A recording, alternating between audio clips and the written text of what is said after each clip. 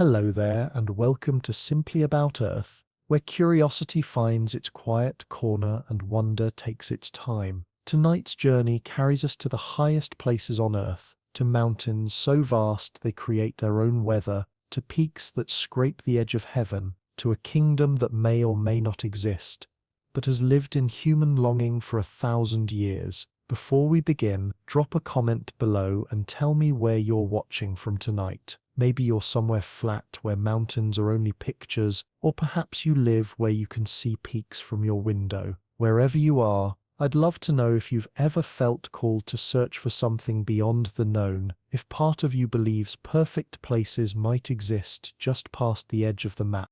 The Tibetans call it Shambhala, a name that whispers through monasteries built on impossible cliffs, through texts written in gold ink on pages darkened by butter lamp smoke, through prayers carried on wind that has crossed 1,000 frozen peaks, a kingdom of enlightened beings, hidden beyond mountains that guard secrets older than empires, waiting in valleys where time moves differently, where peace isn't something you seek, but something you breathe like the thin, cold air. This isn't just another story about lost civilizations. This is something stranger, something that exists in the space between geography and consciousness, between what can be found and what can only be discovered through transformation. So settle in, let the world grow quiet around you, and we'll explore together what it means to search for paradise in places where breathing becomes difficult and thoughts grow clear as ice. Imagine for a moment that you're standing at the base of the Himalayas at dawn. The air is so cold it burns. The sky is that particular shade of blue that only exists at altitude, a color somehow closer to space than to the warm world below. Prayer flags snap in the wind, faded by sun, worn by weather, each thread releasing its blessing into the endless current of mountain air. The peaks above you catch the first light, turning gold and rose and orange against the darkness still clinging to the valleys. And somewhere beyond those peaks, beyond passes so high that only the prepared can cross, beyond valleys so remote that time itself seems to move differently there might exist a kingdom that has never quite belonged to the ordinary world. The story begins not with explorers but with sacred texts, emerging from the heart of Tibetan Buddhism in the 10th and 11th centuries, when teachers began sharing teachings called the Kalachakra Tantra, the Wheel of Time, a complex and beautiful system that includes at its center a description of a kingdom so extraordinary that even in a tradition filled with pure lands, Shambhala stands apart like a mountain stands apart from the clouds drifting around its summit. According to these texts copied and studied and memorized by generations of monks in candlelit libraries, Shambhala lies to the north, beyond the Himalayas, a kingdom shaped like an enormous lotus with 8 petals, each petal a distinct region surrounding a central land called Kalapa, where palaces of lapis lazuli rise among gardens where trees bear fruit that grants wisdom, and the very air carries Dharma teachings like music carries through clear water. 32 kings will rule this hidden realm, each reigning for 100 years. Beginning with King Suchandra, who first received the teachings from the Buddha himself. And these aren't ordinary monarchs, but bodhisattvas, enlightened beings who rule through perfect wisdom, creating a society where everyone practices Dharma as naturally as breathing, where no one knows war or poverty or spiritual ignorance because the very structure of society supports awakening. The citizens live for hundreds of years, studying arts and sciences we've forgotten or haven't yet imagined, creating music that expresses the nature of reality itself, governing through wisdom rather than law, because when everyone sees clearly, rules become unnecessary. But here's what makes Shambhala different from other pure lands.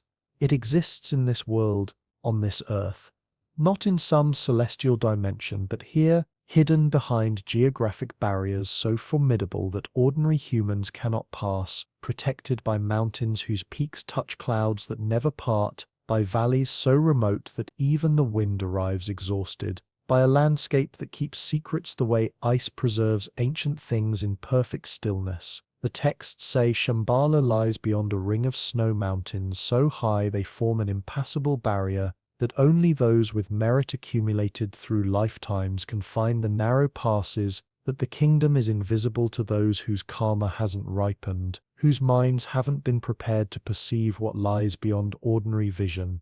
The 25th king, Rudra Chakran, will emerge when the world descends into chaos, when materialism conquers hearts and weapons threaten everything, when humanity has forgotten the path to peace, and he will lead not an army of destruction but of liberation, in a battle that represents the final confrontation between ignorance and wisdom, between suffering and enlightenment, between the world as we make it and the world as it could be. This prophecy has echoed through Tibetan Buddhism for 1,000 years, not as threat but as promise, the understanding that when humanity needs it most, when we've forgotten completely what peace looks like, Shambhala will reveal itself, will emerge to remind the world that enlightened civilization isn't just possible, it's inevitable.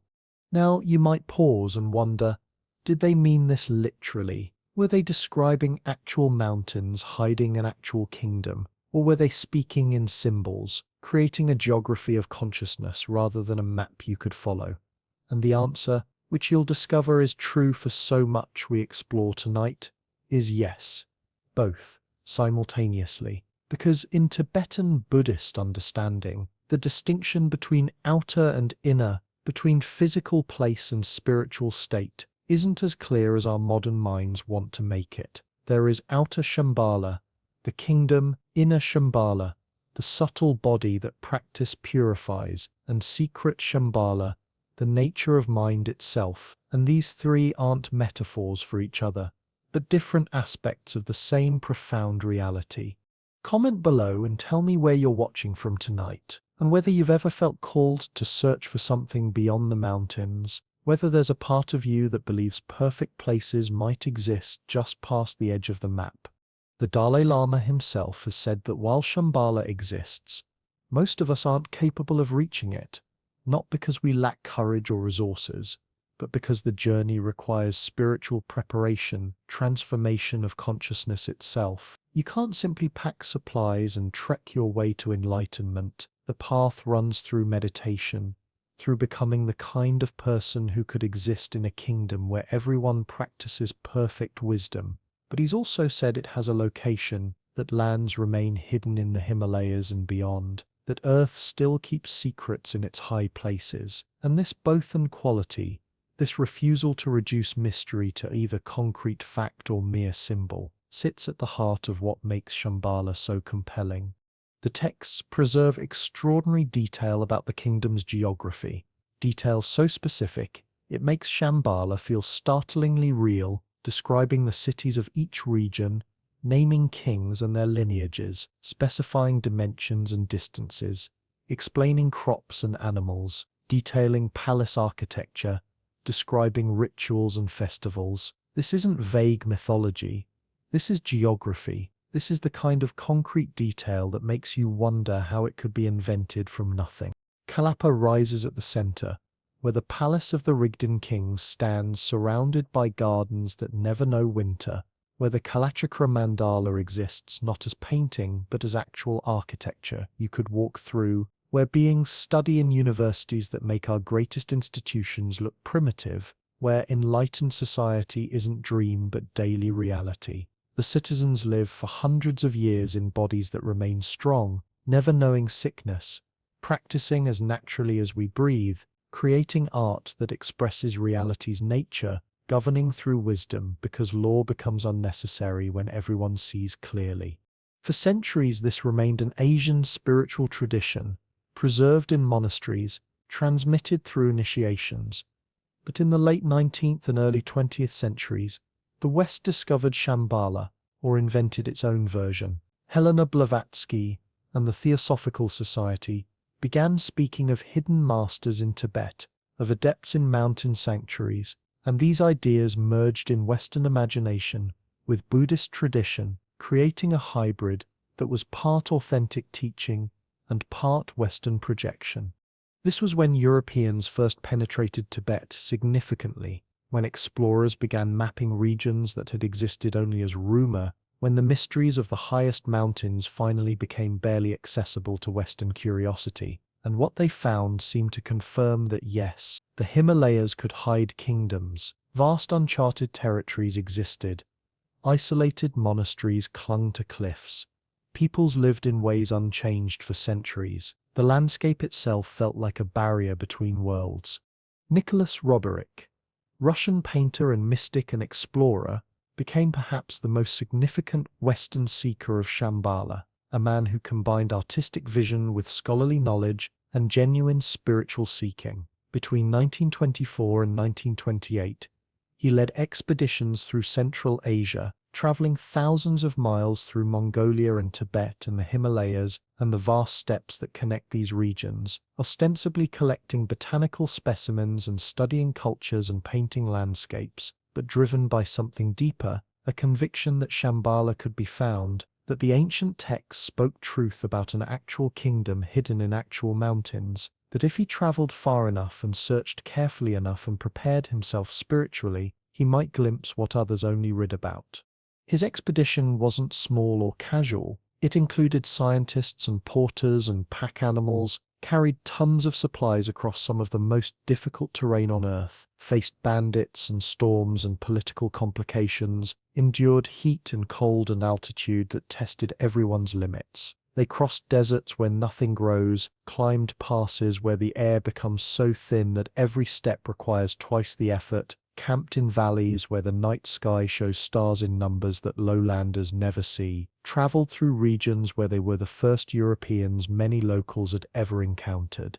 And through it all, Roerich painted those extraordinary canvases that now hang in museums around the world, showing mountains of impossible beauty glowing with otherworldly light, as if illuminated from within, hidden valleys bathed in supernatural radiance that seems almost to pulse with spiritual energy, peaks that appear to exist halfway between Earth and some higher dimension entirely. These weren't just landscapes. They were visions, attempts to capture on canvas what he felt in those places, the sense that these mountains hold secrets, that they guard mysteries, that they're more than just rock and ice and snow.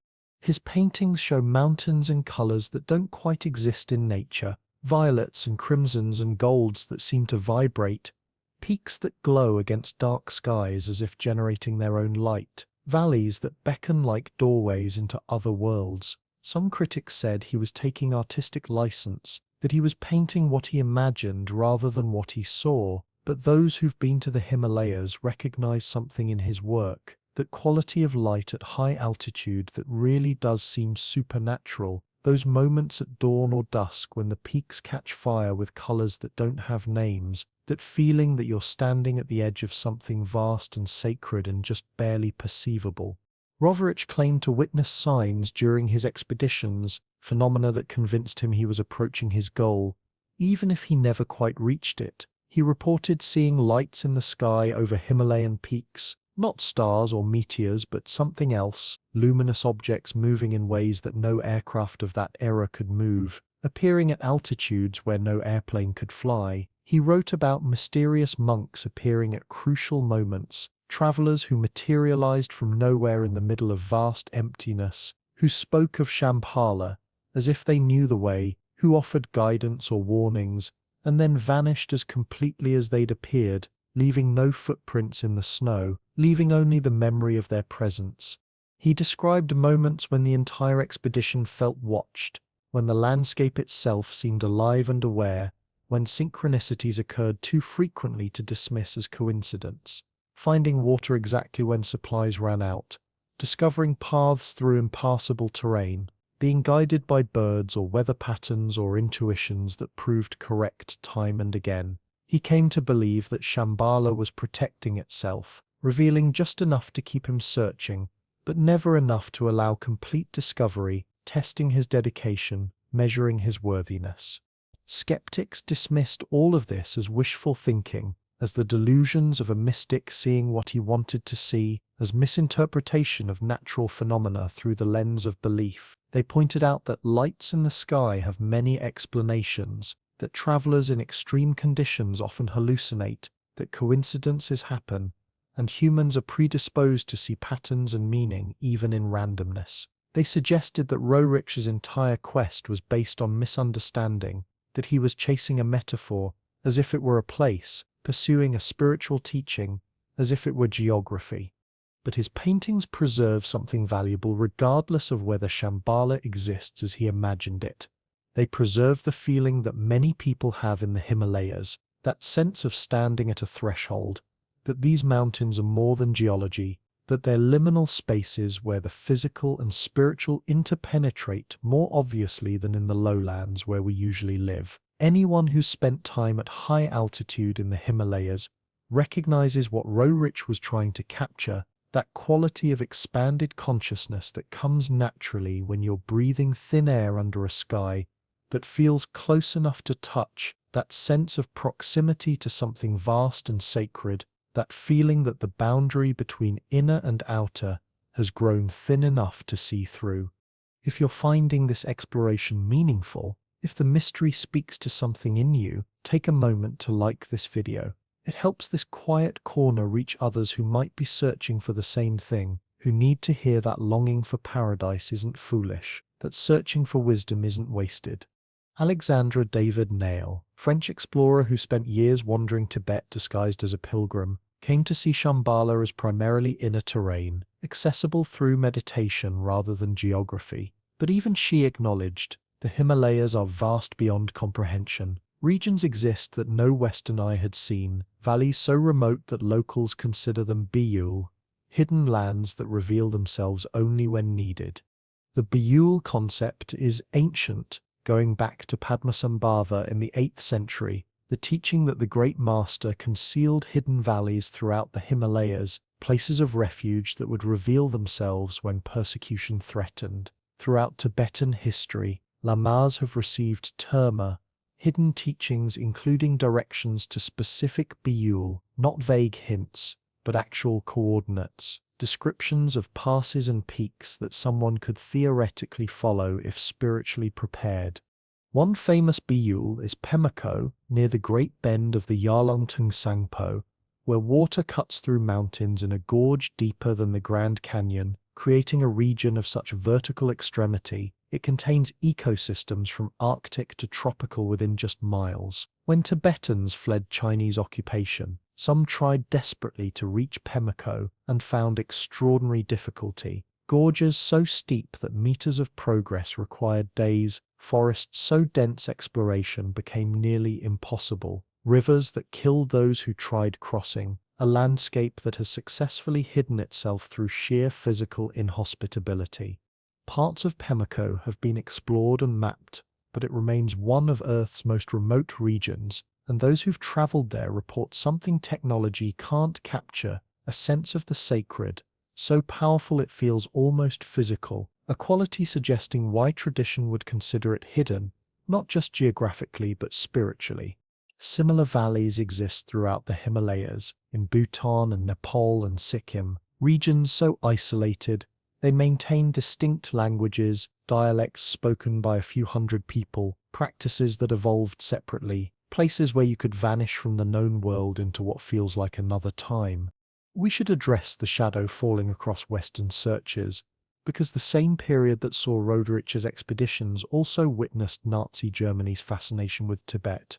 In 1938–39, Ernst Schaefer led a German expedition, officially for research but carrying SS patronage, seeking to establish racial theories through mysticism. The expedition didn't find Shambhala, couldn't have, but the fact they looked, that Nazi ideology became entangled with Himalayan mysticism, has complicated these discussions ever since. It's worth being clear, Tibetan Buddhist teaching about Shambhala has nothing to do with racial theories or nationalistic fantasies. It's about universal enlightenment, about a kingdom where all beings practice wisdom and compassion, about liberation, not conquest. But the episode did highlight how unknown the Himalayas still were even in the 1930s, how much territory remained genuinely unmapped, how reasonable it was to think kingdoms could still hide behind those ice walls. Western fascination found its most influential expression in James Hilton's 1933 novel Lost Horizon, introducing the world to Shangri-La, a lamasery where people lived for centuries in peace, preserving civilization against gathering chaos. Hilton based Shangri-La explicitly on Tibetan monasteries and Shambhala tradition, and while he fictionalized freely, his basic premise reflected what many believed possible, that isolation plus altitude plus Buddhist wisdom could create preserved pockets of enlightened society. The novel became a sensation. Shangri-La entered English as permanent shorthand for earthly paradise, crystallizing in Western imagination. This idea that beyond the Himalayas' most remote ranges, something wonderful and impossible awaits. What's fascinating is that Hilton was in certain important ways correct not about immortality or mystical powers that defy natural law, but about isolation preserving distinct cultures and ways of life that modernity and globalization had transformed or destroyed everywhere else. The Himalayas really do hide kingdoms, not mythical ones necessarily, but real political entities that maintained independence and cultural integrity through centuries when the rest of the world was being remade by colonialism and industrialization and the relentless homogenization that comes with modern development. Bhutan, the Kingdom of Bhutan, remained almost completely closed to the outside world until the 1970s, a Buddhist monarchy tucked into the eastern Himalayas, where peaks over 20,000 feet form natural barriers that historically made invasion nearly impossible and even peaceful contact difficult. The kingdom deliberately limited engagement with the outside world, restricting tourism, controlling television and internet access when those technologies arrived, measuring national success not by GDP or economic growth, but by gross national happiness, a metric that values environmental sustainability and cultural preservation and spiritual well-being alongside material prosperity. The policy sounds idealistic or naive until you visit Bhutan and see the results. Traditional architecture required by law so cities and villages maintain visual harmony with historical aesthetics, forests covering over 60% of the country, not just as policy but as constitutional requirement, one of the only places on Earth where natural forest cover is actually increasing rather than shrinking, environmental protection so rigorous that Bhutan remains the only carbon-negative country on the planet, absorbing more CO2 than it produces, proving that development doesn't have to mean environmental destruction. Citizens wear traditional dress for official occasions, and many wear it daily by choice. Ancient dzongs, fortress monasteries, still function as administrative centers. Buddhist festivals and ceremonies remain central to communal life. The king is genuinely beloved not through propaganda but through policies that consistently prioritize citizens' welfare over economic metrics or international pressure. This isn't to romanticize Bhutan or pretend it's paradise. It has its own challenges and problems and internal tensions, questions about minority rights and pressure on young people caught between tradition and modernity, and the difficulties of maintaining isolation in an interconnected world.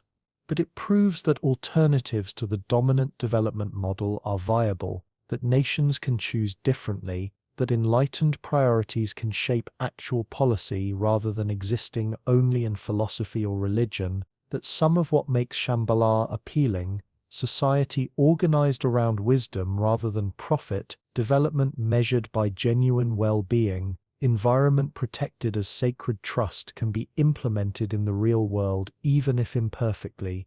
And Mustang, the kingdom of Lo, in northern Nepal, stayed forbidden to foreigners until 1992, isolated for centuries by geography and political circumstances, behind some of the most difficult and dangerous terrain in the Himalayas. The kingdom sits in a high desert valley behind passes that close for half the year when snow makes them impassable, accessible only by foot or pack animal along precipitous paths where a misstep means falling hundreds or thousands of feet, so remote that it developed and maintained its own distinct culture and dialect and customs, largely separate from both Nepal to the south and Tibet to the north.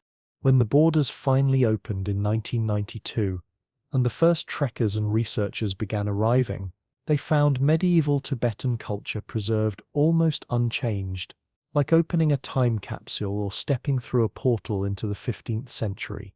Monasteries filled with artwork from the 1400s and 1500s, Thanga paintings and murals and manuscripts that would have been destroyed in Tibet proper during the Cultural Revolution, but survived in Mustang because of its isolation, peoples speaking archaic dialects that linguists thought had vanished centuries ago, agricultural practices and irrigation systems and social structures that had disappeared elsewhere, but persisted here because there was no outside pressure to modernize. The walled capital of Lo Man Thang sits at 13,000 feet elevation in a landscape that looks more like Tibet or Central Asia than the green hills most people associate with Nepal, a high cold desert surrounded by mountains where the wind never stops and the sun feels close enough to touch. The king's palace still stands as it has for centuries, mud brick walls, several stories high, painted in the traditional white and red ochre, flying prayer flags from its roof, looking exactly as it would have in 1400, except for the solar panels that now provide limited electricity. The city walls that once protected against bandits and invaders now protect against modernity, or at least slow its arrival, creating a space where traditional life can continue even as the outside world rushes forward. Visitors to Mustang in the 1990s and early 2000s described an almost surreal experience of trekking for days through increasingly remote and barren landscape, of arriving finally at this walled city that shouldn't exist, of meeting people who'd never seen a foreigner, or a photograph, or a vehicle, of witnessing religious ceremonies that had been performed identically for 500 years, of feeling like they'd traveled not through space but through time, that they'd somehow stumbled into a hidden valley where history stopped and perfect preservation became possible. Now, of course, roads have been built and electricity has arrived and satellite dishes bring television from Kathmandu, and young people leave for opportunities elsewhere, and Mustang is integrating into modern Nepal whether it wants to or not. But for those few years in the early 1990s, for that brief window when it was open but not yet changed, Mustang really was what Shangri-La promised, a real hidden kingdom that had preserved itself through isolation, that had maintained traditions and wisdom and ways of being that the rest of the world had lost, that proved that James Hilton's fantasy was based on real possibility, even if he'd invented the details. And Ladakh, Little Tibet as it's sometimes called, represents another region so remote that traditional Buddhist culture persisted largely intact into the late 20th century, where monasteries like Thixi and Hemis and Laikir still maintain full monastic communities living according to rules established centuries ago, where monks still rise before dawn for prayer, still copy sacred texts by hand with ink made from traditional recipes, still perform ceremonies that connect them directly to lineages going back to the great masters who brought Buddhism across the Himalayas from India.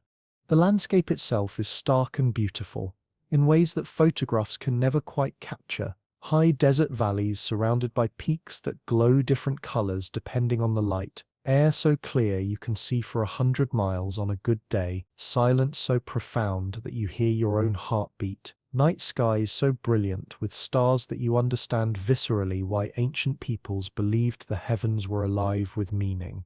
This is a place where you can still experience what the pre-modern world felt like, what it meant to live without constant noise and artificial light, and the accelerated pace that modernity considers normal, what it felt like when humans lived at human speed rather than machine speed, when contemplation and meditation weren't luxuries or hobbies but natural parts of daily rhythm. These prove that intuition behind Shambhala was sound, that the Himalayas have protected pockets of culture and spirituality, that isolation at altitude can preserve what the rest of the world loses. The Himalayas are incomprehensibly vast, stretching over 1,500 miles, containing hundreds of peaks over 20,000 feet, creating entire ecosystems separated by barriers that might as well be oceans, and we've explored so little. Alexander Soma de Courrez, Hungarian scholar in the 1820s to 30s, wandered the Himalayas learning Tibetan, studying texts, seeking Shambhala, convinced those mountains held clues to his people's origins. He didn't find Shambhala but became founder of Western Tibetan studies, and his life embodied something essential, that seeking transforms you, that the journey itself is the teaching, that looking for paradise in mountains gives meaning to existence, even if you never summit. What all early explorers found was that Tibetan Buddhism possessed depth far beyond Western assumptions, that meditation practices had mapped consciousness with detailed neuroscience, only now appreciates that philosophical traditions tackled questions Western philosophy considered unanswerable, that preservation of wisdom through lineage represented a viable alternative to written records. And at the center of this tradition always stood Shambhala, referenced in texts, painted in Thankar, a presence that refused to be dismissed as mythology. The Kalachakra initiation has been given by the Dalai Lama to thousands, not as historical lecture but as living transmission, as planting seeds that will ripen into realization. And millions of Tibetan Buddhists hold Shambhala, not as curiosity but as spiritual fact, as promise and prophecy and present reality all at once. They understand that Shambhala exists on multiple levels, that reaching it requires purification and merit, that it manifests to those whose consciousness has been prepared. And this isn't mystical hand-waving but sophisticated understanding that reality operates on more frequencies than ordinary perception registers. Think of it this way. If we placed a magnificent painting before someone who'd never encountered visual art, who hadn't learned to interpret representation, they wouldn't see what we see, not because the painting isn't there, but because they haven't developed capacity to perceive it fully. Shambhala operates similarly. It's there, it's real, but perceiving it requires preparation, transformation, becoming capable of seeing what ordinary consciousness edits out. And if you'd like to continue exploring these hidden corners with us, if you want to keep discovering mysteries that live in spaces between knowing and wondering, then subscribe to Simply About Earth. We'll keep searching together, quietly, patiently, one story at a time.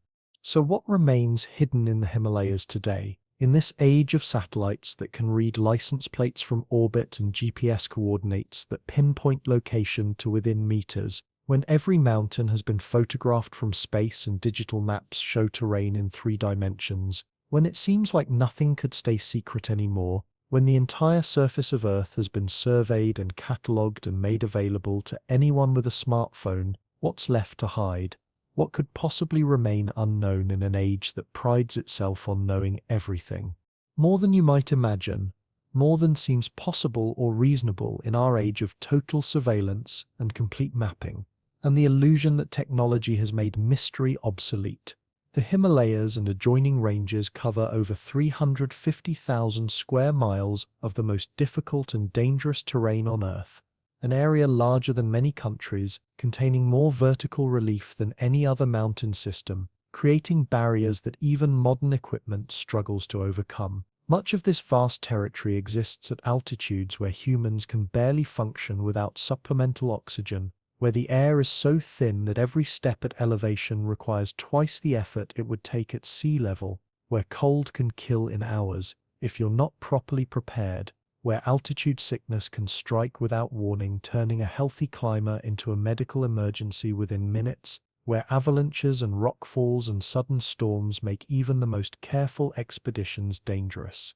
Protected by weather that grounds aircraft for months at a time, by winds so powerful they can literally blow helicopters out of the sky, by clouds that obscure visibility so completely that pilots can't see mountains until it's too late, by temperatures that drop so low that metal becomes brittle and fuel freezes and batteries die, by storms that appear from nowhere and disappear just as quickly, leaving destruction in their wake, protected by political situations that make entire regions closed or forbidden to outsiders, border disputes between nuclear powers, restricted military zones, areas where governments don't want foreigners seeing what's there, ethnic conflicts that make certain valleys too dangerous for researchers or trekkers, bureaucratic barriers that require permits taking years to obtain if they're granted at all.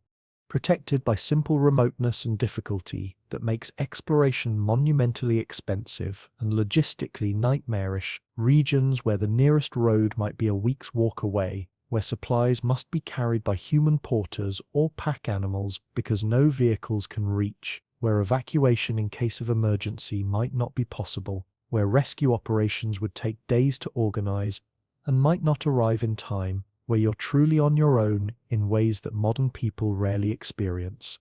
Gangkhar Puensum in Bhutan stands at 24,836 feet, making it the world's highest unclimbed mountain, and that's not for lack of interest or technical difficulty, but because Bhutan banned mountaineering entirely in 1994 for spiritual and environmental reasons. The Bhutanese government considers the high peaks sacred dwelling places of gods and spirits and protected deities, places better left untouched and unviolated by human ambition, and they've enforced this ban strictly for 3 decades now. So this massive mountain sitting right there on the border between Bhutan and China, visible from space, marked on every map, documented in satellite imagery, with precise elevation measurements, has never been summited, has barely even been approached, sits there inviolate and pristine, in an age when Everest has become so crowded that climbers literally queue for hours waiting their turn to stand on the summit. The contrast is striking and instructive.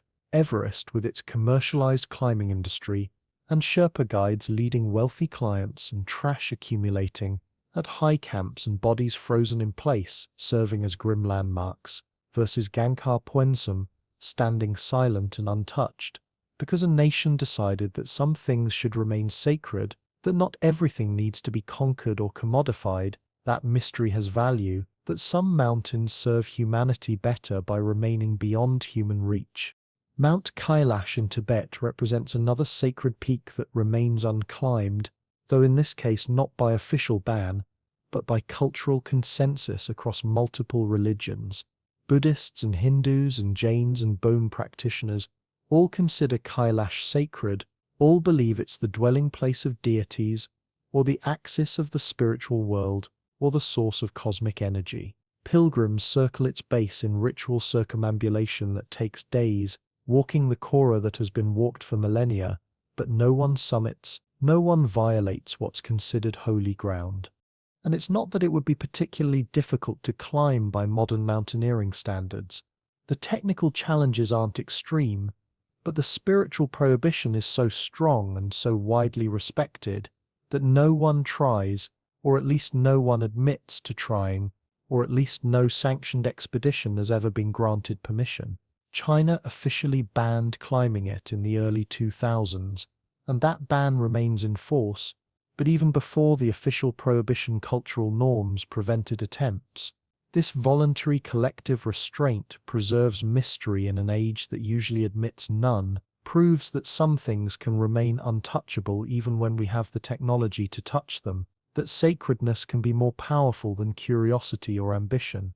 Entire valleys in regions like Arunachal Pradesh in northeastern India remain restricted to outsiders under the protected area permit system, requiring special permissions that are rarely granted and take months or years to obtain when they are visited only by local peoples who've lived there for generations and occasional approved researchers who must accept strict limitations on where they can go and what they can photograph and what they can publish about what they find. Some of these valleys harbor unique ecosystems that have evolved in isolation, species found nowhere else on Earth, including insects and birds and small mammals that science has only recently discovered, or in some cases still hasn't documented, tribes that maintain traditional lifestyles with limited outside contact, practicing animist religions or syncretic Buddhism mixed with older beliefs, speaking languages with only a few hundred speakers that will vanish entirely when those speakers die unless linguists document them first. In 2006, in the mountains of Kachin State in Myanmar, near the Himalayan foothills in forests that had never been systematically surveyed, researchers working on biological diversity projects discovered new species previously unknown to science, including that leaf deer so small it could fit in your hand, a fully grown mammal no bigger than a house cat. And if that's possible in the 21st century, if large mammals can remain undiscovered until 2006, in an age when we think we've catalogued everything, what else might await in valleys we haven't visited, in forests no scientist has surveyed systematically, in regions that appear on maps only as approximate contours based on satellite data rather than actual ground surveys done by people who physically walked the terrain?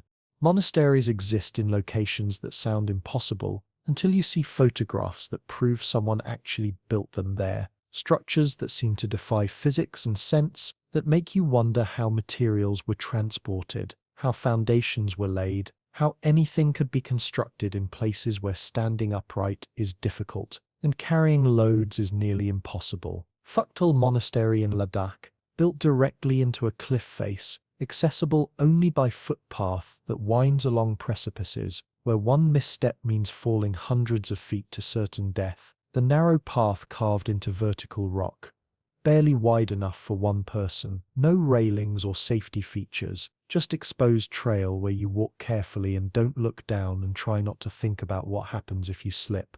The monastery itself emerges from the cliff, as if the rock had decided to become architecture, as if the mountain had dreamed itself into habitable form, walls that are partly natural cave and partly constructed stone blending, so seamlessly you can't tell where geology ends and human work begins, housing monks who live there year-round in meditation and study, maintaining a routine established centuries ago, rising before dawn for prayer, spending days in practice and work, supplied by paths that close for half the year when snow makes them impassable, leaving the community isolated completely for months when they must rely entirely on what they've stored, when contact with the outside world becomes impossible and they become a true hermitage in every sense.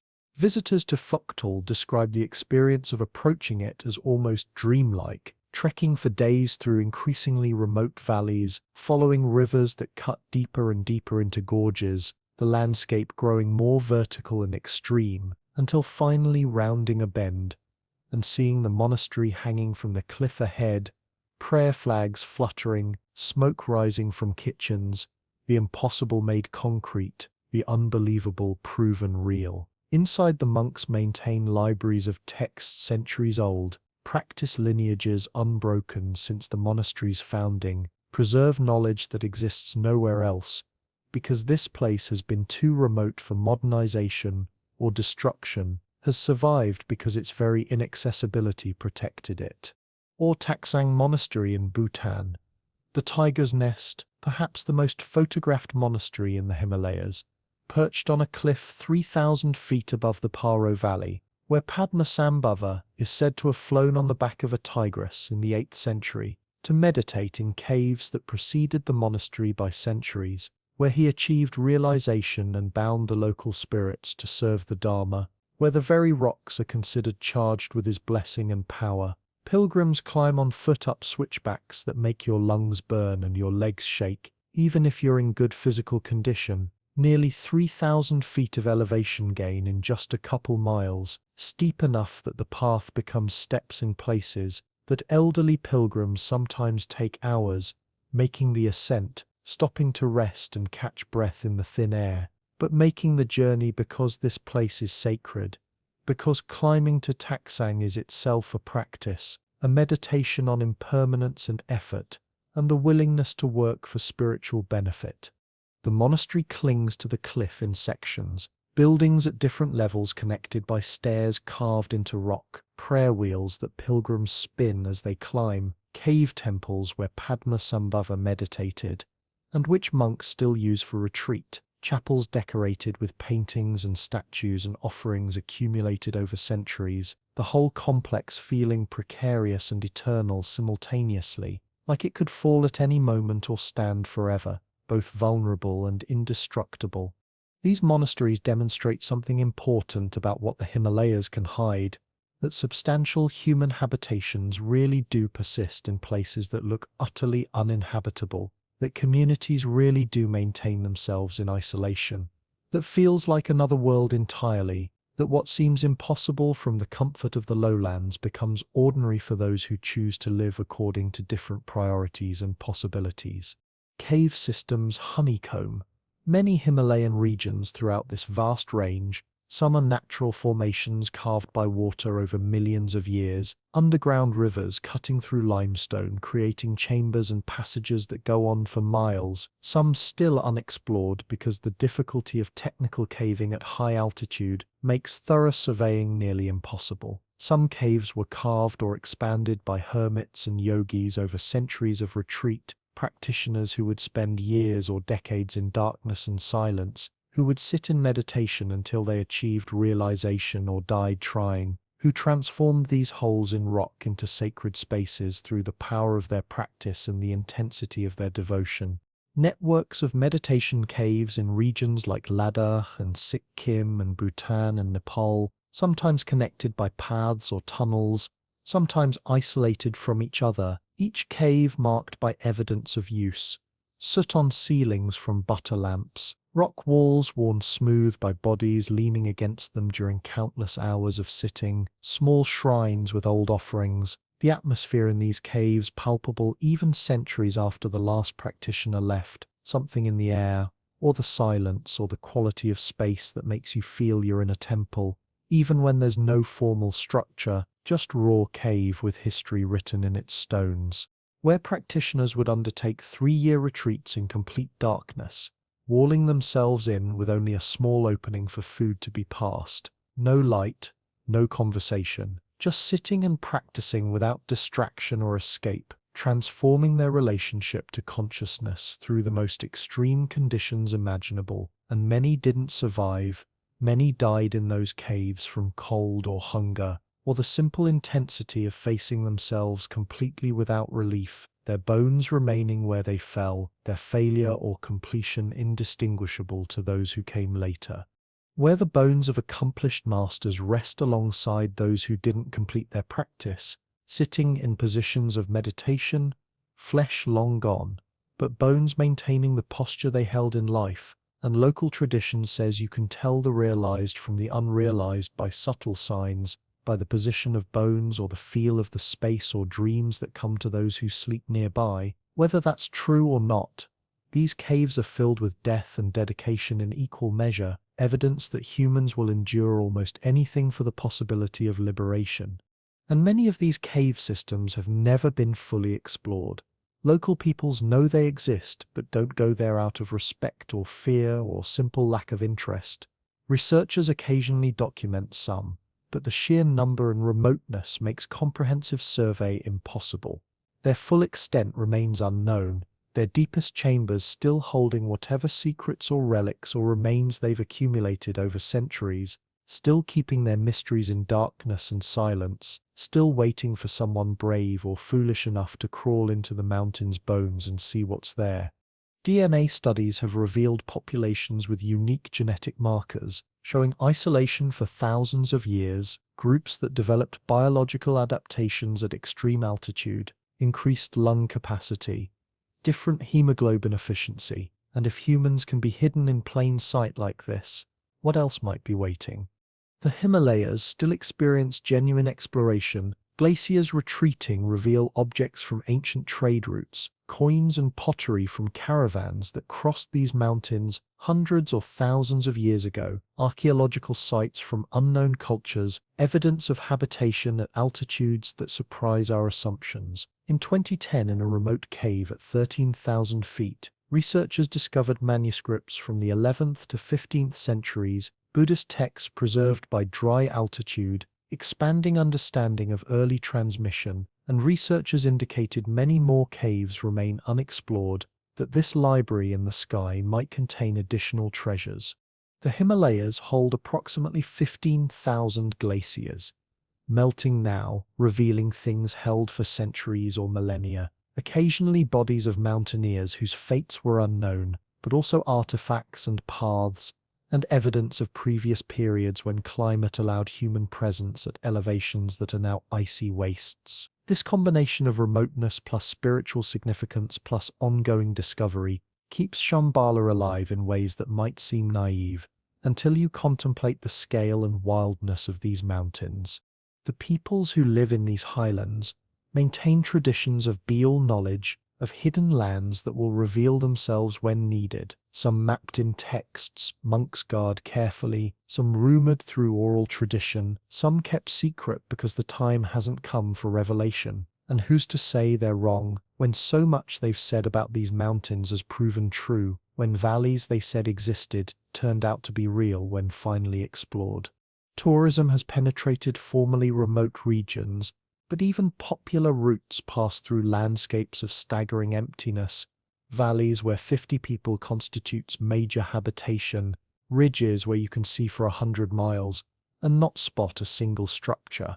And beyond these accessible regions lie territories requiring weeks of approach, appearing on maps as blank spaces, regions satellites photograph from above, but can't see inside caves or beneath canopy, or into the full human story. The Yarlung Po cuts through the Himalayas in a gorge twice as deep as the Grand Canyon, surrounded by peaks rising directly from river to heights over 20,000 feet.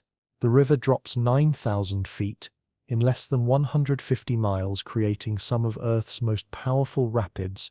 And while the main gorge has been documented, side valleys and tributary canyons remain difficult or impossible to access. This is Pimlico, where subtropical jungle grows at glacial peak's base, where mist creates visibility so poor that getting lost is easy even with GPS, where the landscape's intensity feels like a guardian. Similar regions exist throughout the Himalayas, in eastern Tibet, where Chinese restrictions make research nearly impossible, in Sikkim, where entire valleys remain closed to foreigners, in Bhutan's northern territories where few permits are granted, in Afghanistan's Wokan corridor, where security makes exploration too dangerous, high valleys protected by passes that close half the year, inhabited by small populations maintaining ancient ways, places that could absolutely harbour knowledge and practices unknown to the wider world. This feeds back into the Shambhala question, because if we grant that real places of remarkable preservation exist, and we know they do because we've found them, Mustang and Pimlico and dozens of valleys that really were hidden, and if we grant that Tibetan Buddhism contains sophisticated practices for developing extraordinary states of consciousness, and we must grant this because the practices work, practitioners achieve results, neuroscience finds remarkable, then the existence of Shambhala as some intersection of place and practice, becomes less far-fetched than it might sound. Not necessarily a kingdom of immortal beings, perhaps not, but possibly communities that have achieved unusual spiritual realization in conducive environments, groups preserving tantric practices in their full depth, places where conditions necessary for enlightened society have actually been met because isolation prevented corruption that comes from too much contact with samsaric civilization. Or perhaps, and this is what many practitioners would suggest, Shambhala remains primarily a pure land, a realm existing in dependent origination with consciousness, not located at GPS coordinates, not accessible by helicopter, but accessible through meditation to those whose practice creates the karma to perceive it, real, in the way dream landscapes are real while we inhabit them, substantial on its own terms even if not substantial in the way we usually mean.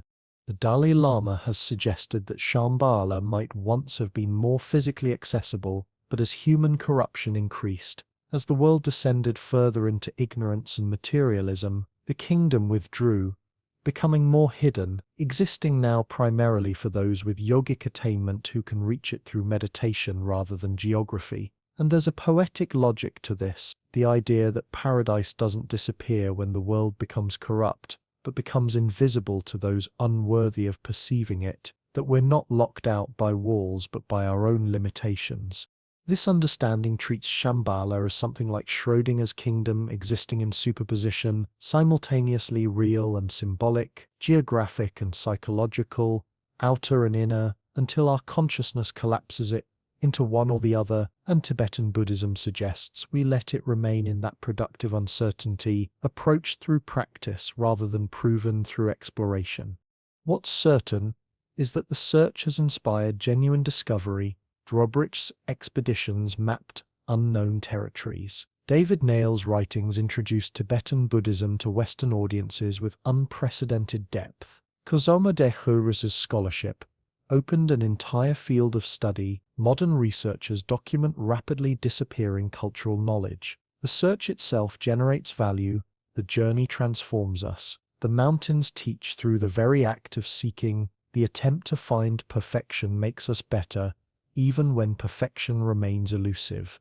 And perhaps that's always been the deeper teaching, that Shambhala is both destination and path, both goal and process, that seeking the kingdom of enlightenment is itself the practice of enlightenment, because it requires us to develop qualities that would allow us to recognize the kingdom if we found it, that the person who could find Shambhala is the person who no longer needs to find it, because they've become it. Tibetan Buddhism teaches explicitly that there are three Shambhalas. Outer is the physical place. Inner is the subtle body system that practice purifies. Secret is the nature of mind itself.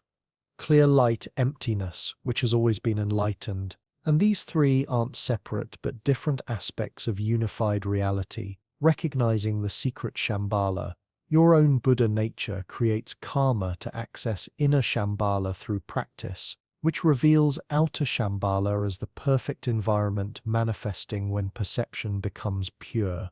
This isn't mystification, it's sophisticated epistemology, a framework for understanding how inner transformation and outer reality interact in ways materialist assumptions don't accommodate.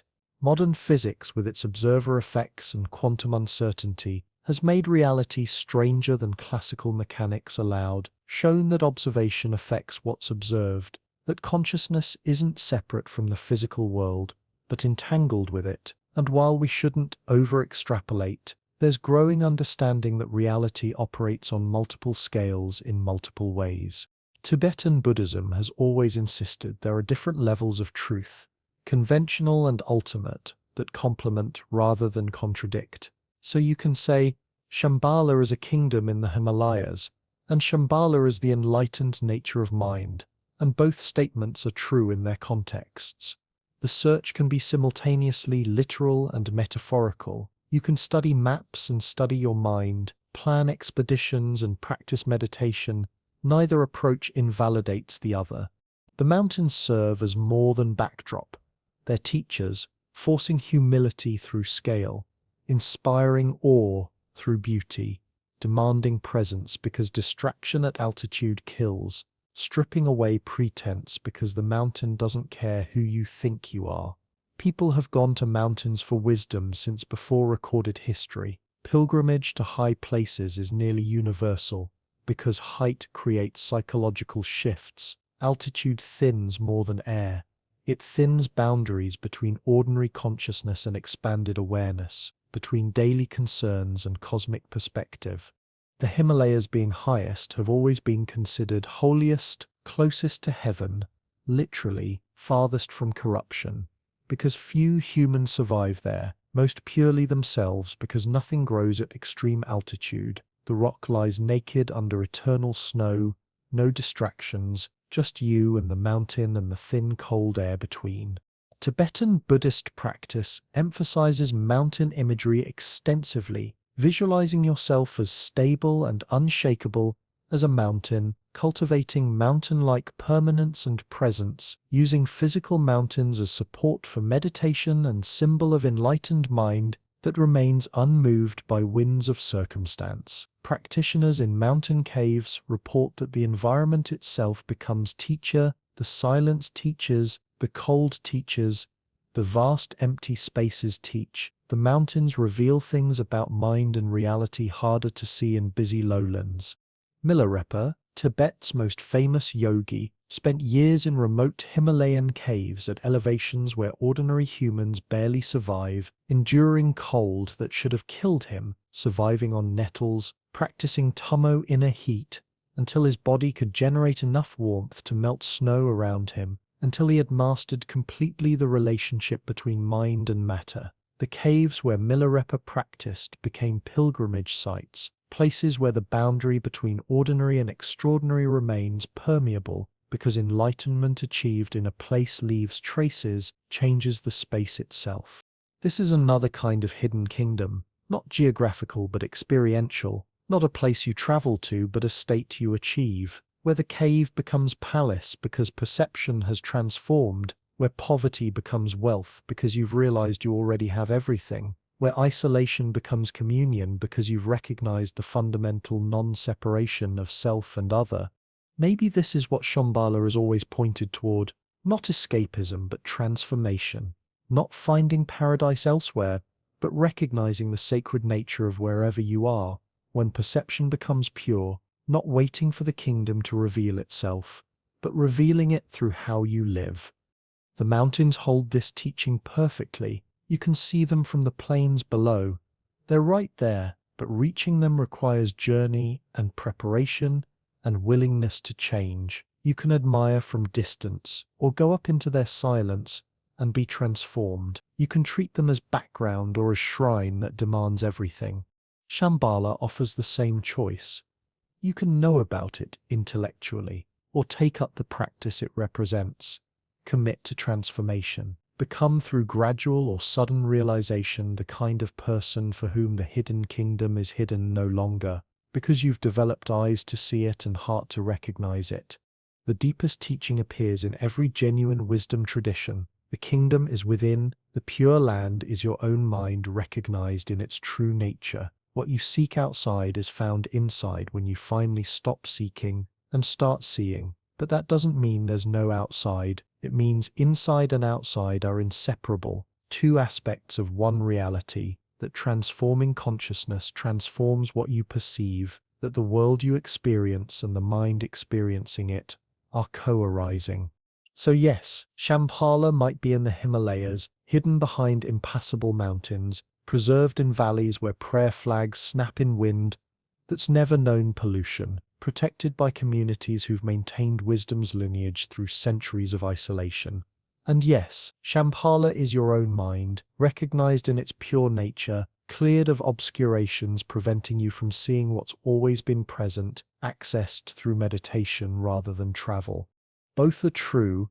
The outer journey and inner journey mirror each other. Attempting one deepens the other. Seeking Shambhala in mountains teaches you to seek it in your heart. Seeking it in meditation makes you capable of recognizing it. If you stumble into a hidden valley where it manifests, the explorers and mystics, scholars and yogis, adventure seekers and truth seekers, all responding to the same call, the human need to believe we can be better, that perfect wisdom is achievable, that enlightened civilization is possible. The Himalayas, rising higher than any other mountains, hiding more secrets, maintaining isolation more completely, serve as perfect vessel for this longing, big enough to hold our hopes, wild enough to preserve mystery, real enough to make the dream plausible. As satellites fill in blank spaces, as climate melts protective ice, as modernity reaches remote valleys, Shambhala doesn't become less possible. It becomes more urgent. If enlightened civilization won't be found, it must be built. If paradise won't reveal itself, it must be created. If the kingdom won't manifest, we must manifest it through our choices. This is perhaps the prophecy's real meaning. Not that an external kingdom will save us, but that wisdom to save ourselves exists. Not that warrior king will conquer darkness, but that each of us must wage that battle in our own hearts. Not that perfection waits behind mountains, but that we carry the seed of perfection within us. The mountains remain, hiding what they hide, teaching what they teach, offering themselves as both path and destination, inviting us up into their silence, into thin air where thoughts slow and presence expands, into vast perspectives where human concerns shrink to proper scale. Tonight, from wherever you're watching, you're connected to everyone throughout history who's looked at mountains and wondered what lies beyond, who's felt the pull towards something higher, who's intuited that perfect peace might exist just past the ridgeline we can see. Shambhala isn't elsewhere. It's in the longing itself, in the part of you that knows we could live more wisely, that recognizes enlightenment as birthright, that refuses to accept suffering as inevitable or wisdom as impossible. The kingdom exists wherever someone practices, wherever meditation happens, wherever compassion is chosen. It's being built one moment at a time by everyone who takes the path seriously. And the prophecy that in times of greatest darkness the kingdom will manifest, that's happening now. In quiet corners where people maintain practice, in communities attempting to live differently, in each choice for awareness over distraction, for compassion over indifference, for wisdom over expedience.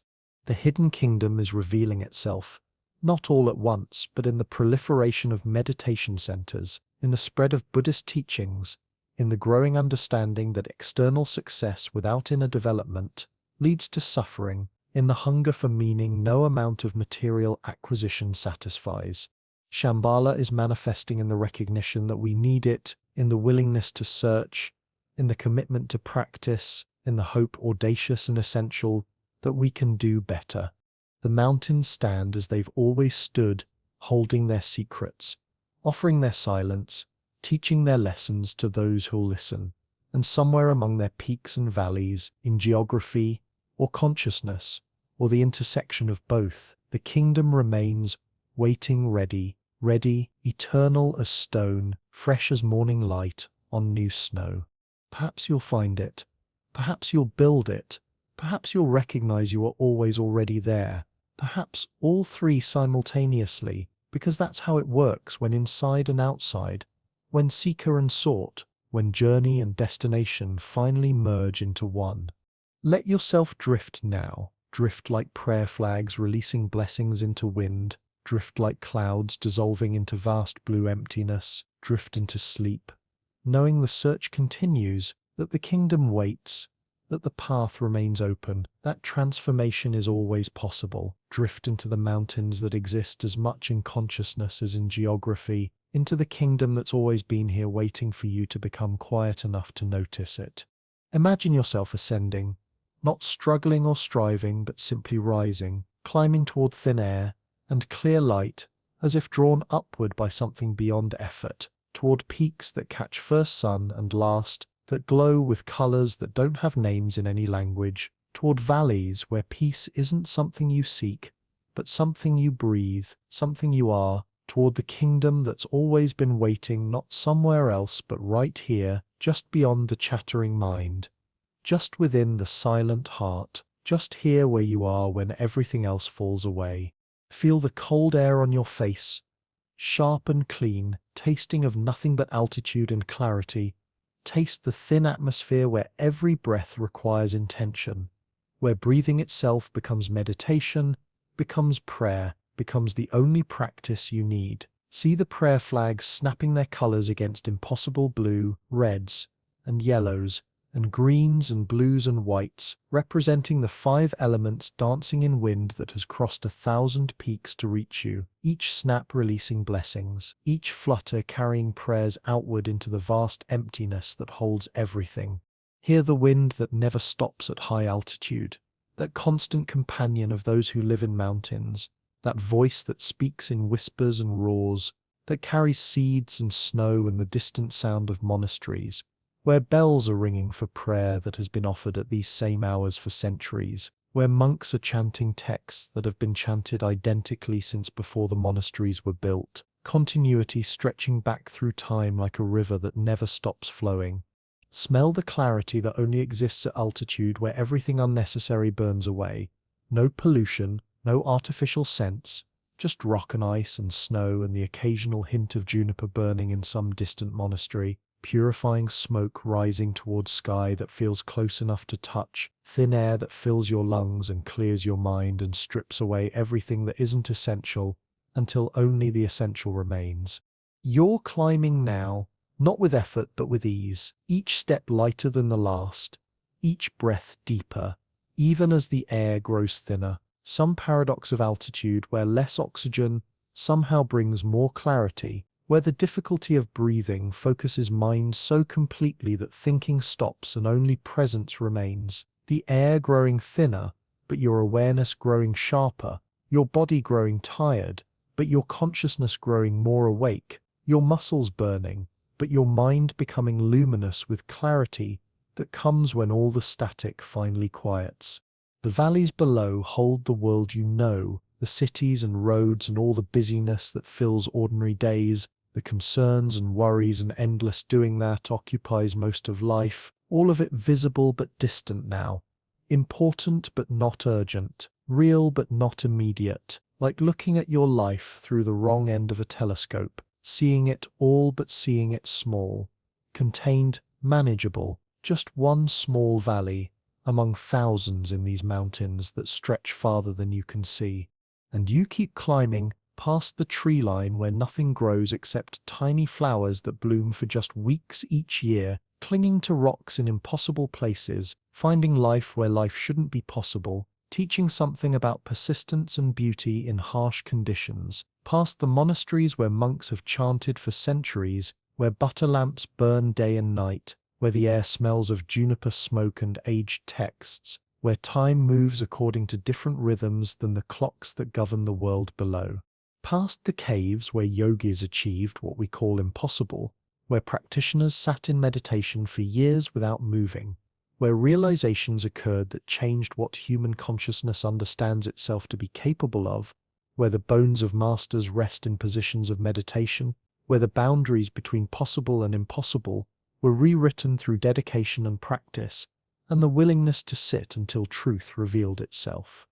Higher and higher into the zone where breathing becomes meditation, where every step is prayer, where the boundary between inner and outer grows so thin you can see through it, where consciousness and landscape merge until you can't tell if you're walking through mountains or if mountains are walking through you, where subject and object dissolve into simple experiencing that needs no experiencer, just awareness aware of itself, just presence present to presence.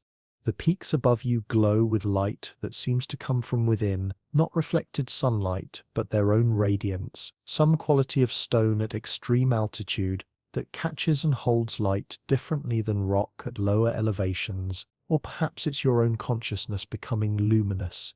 As obscurations fall away, as the things you thought were you reveal themselves as temporary, and the thing you actually are shines through increasingly clearly.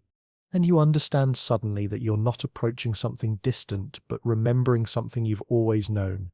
Not traveling to a foreign land, but coming home to a place you've never actually left. Not seeking something outside yourself, but recognizing something that's always been inside, closer than your breath, more intimate than thought, more you than the you usually think you are. Shambhala isn't ahead of you or behind you or above you or in any direction at all. It's here, it's now, it's the peace you feel in this moment as the world grows quiet and the mind settles and the restless seeking finally rests. It's the clarity that comes when thinking stops and only awareness remains, when doing stops and only being continues, when becoming stops and you realize you've always already been what you were trying to become. The kingdom has always been here, waiting not in some distant valley, but in the space between thoughts, in the gap between breaths, in the stillness that holds everything and is disturbed by nothing, in the awareness that's aware of experience but isn't itself changed by experience, that watches thoughts without being thoughts, that observes emotions without being emotions, that's present for all of it, but isn't any of it. And you've been a citizen of Shambhala all along.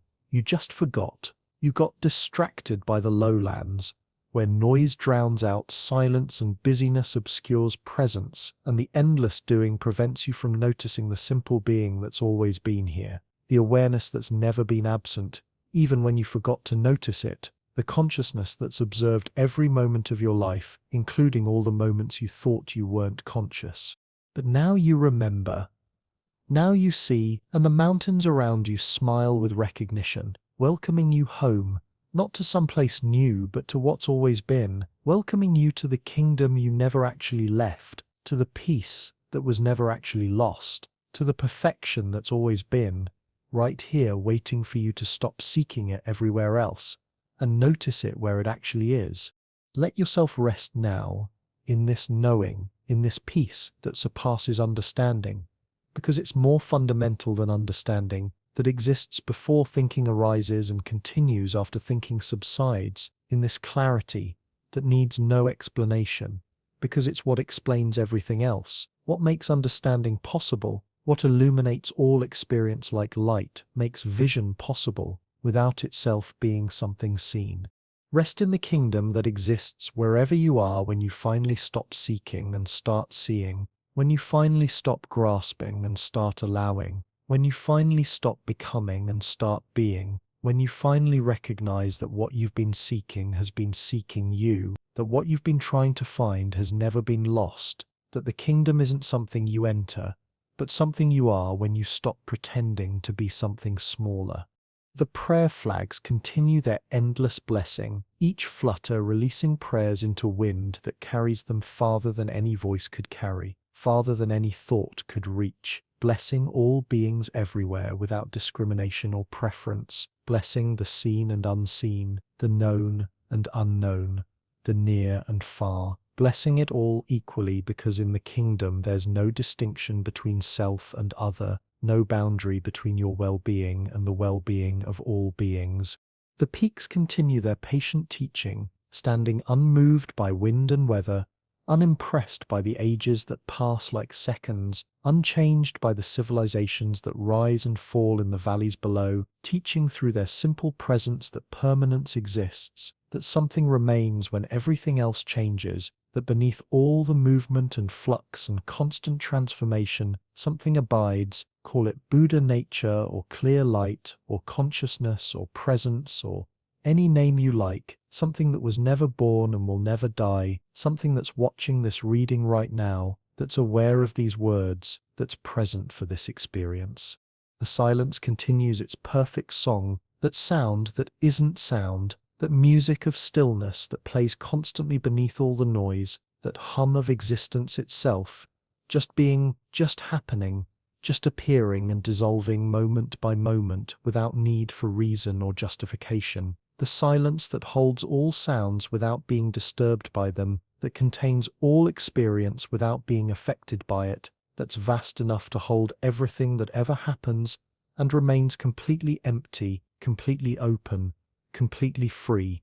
And you rest here, home at last, in the kingdom you've been seeking everywhere except the one place it actually exists, everywhere except right here, right now, in the simple awareness that's aware of seeking, in the presence that's present for all the searching, in the consciousness that observes the entire journey while never actually going anywhere, because it's already everywhere, already everything, already complete. The kingdom isn't what you find when you search hard enough or long enough or far enough. The kingdom is what remains when searching stops, when seeking ends not in finding but in the recognition that what sought and what seeks and the seeking itself were never actually separate, were always just different movements of the same consciousness, different waves on the same ocean, different forms of the same emptiness that's somehow full of everything. Sleep now in this understanding. Rest in this peace that asks nothing of you except that you stop asking things of yourself. Stop trying to be different or better or more enlightened or more anything. Just be what you already are. Just rest as you already are. Just breathe and be and let everything else take care of itself the way it's been taking care of itself since before you were born and will continue taking care of itself after you're gone. The mountains will still be standing when you wake. The prayer flags will still be fluttering. The silence will still be singing its perfect song, and you'll still be what you've always been, awareness aware, presence present, consciousness conscious, the same thing that's been here all along, just wearing different costumes, playing different roles, pretending to be lost so it can experience the joy of coming home. Good night from Simply About Earth. Sleep well in the kingdom that's always been yours, in the peace that's your true nature, in the vastness that holds everything including you, including these words, including the reading and the sleeping and the dreaming and the waking that will come tomorrow, all of it held in the same consciousness, the same awareness, the same presence that never sleeps, because it's what sleep happens in, that never wakes, because it's what waking happens in, that just is always everywhere, as everything, including you. Rest now. The search is over. You're home.